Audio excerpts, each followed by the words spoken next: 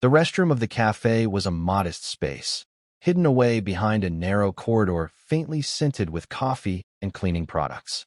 Daniel had just wrapped up his sandwich and was washing his hands when he heard it, muffled cries echoing from the women's restroom next door. For a moment, he stood frozen, grappling with disbelief. But then came the unmistakable sound of a struggle, something heavy crashing against the wall. His instincts surged forth, silencing any rational thought. He stepped outside, scanned the area, and noted the absence of staff. "Someone's in trouble," he murmured, his voice steady even as his heart raced. Without hesitation, he pushed open the door to the women's restroom. What he saw inside was alarming. Two men had cornered a young woman against the wall, one gripping her arm while the other blocked her escape route. Her eyes reflected sheer terror.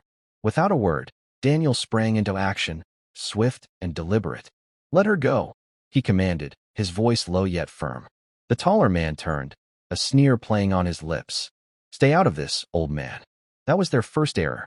Daniel's body reacted as if it had recalled instincts long dormant. He seized the man's wrist, twisting sharply, and executed a single fluid motion that brought him to his knees. The second assailant charged. Daniel sidestepped, driving an elbow into his ribs with precise force. Their scuffle lasted mere seconds, but by the time it ended, both attackers found themselves sprawled on the floor, dazed and groaning. The young woman stared at him, trembling, her breath ragged. Daniel straightened, his demeanor calm. "You're safe now," he reassured her, noticing the tears that streaked her cheeks, fear still clinging to her like a persistent shadow. Thank you," she stammered. Before he could reply, the cafe manager along with two startled customers burst in.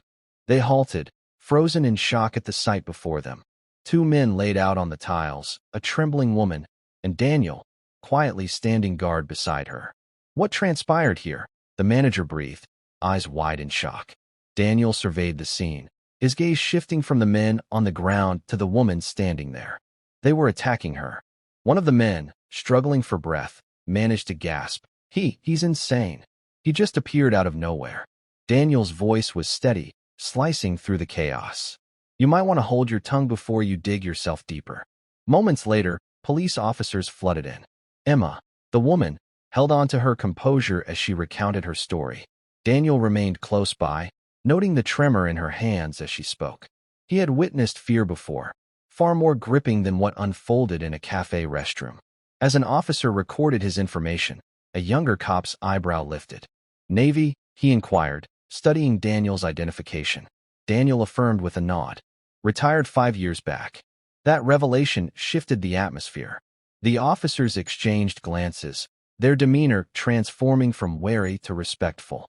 Emma turned to him, her expression softening. "You served in the Navy?" "Yes," Daniel replied, sliding his wallet back into his pocket. "I spent half my life at sea. Nowadays, I just make sandwiches for my son." Her eyes widened in surprise, a slight smile surfacing amid the apprehension. "You have a child?" He nodded. An 8-year-old boy named Liam. Once police escorted the attackers away, the cafe resumed its normal pace, yet the silence between Daniel and Emma bore an unspoken weight. They settled into a corner table, nursing lukewarm coffee. "I'm not sure how to express my gratitude," Emma said quietly. "If you hadn't intervened." "You don't need to," Daniel replied. "Anyone in my shoes would have done the same." She shook her head, adamant. "No, most would have just turned a blind eye." Daniel remained silent, the truth gnawing at him. Since leaving the service, he had made a conscious effort to steer clear of trouble, vowing to himself and to his son that violence was a chapter closed. Yet the past has a way of rising up when least expected. As their conversation unfolded, Daniel discovered that Emma was a social worker. She'd been aiding a young woman to escape an abusive relationship, and the two men were linked to that very case, lurking for an opportunity when she would be alone. In that moment, a flicker of admiration ignited within him. She wasn't merely a bystander caught in turmoil. She was a champion for the vulnerable, much like he once aspired to be. They talked until the dim hues of twilight blanketed the sky. Emma's smile blossomed, her voice finding an unwavering strength. "Perhaps I can treat you both to dinner sometime. You and Liam." Daniel hesitated for a heartbeat, then a faint smile broke through. He'd appreciate that. My cooking can get dull for him. As she stepped away, she glanced back, her gaze resting on him for a moment longer.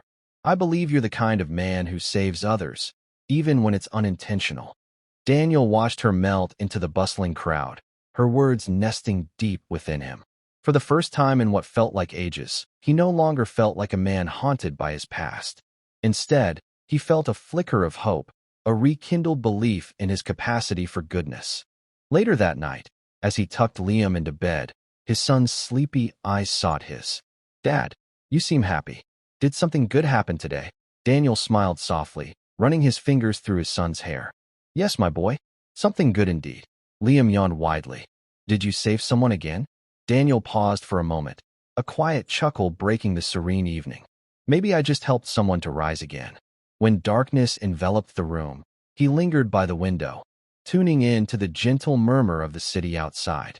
Life continued to test its inhabitants in ways both surprising and mundane. But for Daniel, this night wasn't about old instincts or lingering battles. It was about something more profound, a reminder that kindness, bravery, and compassion still held weight, even in the simplest of moments.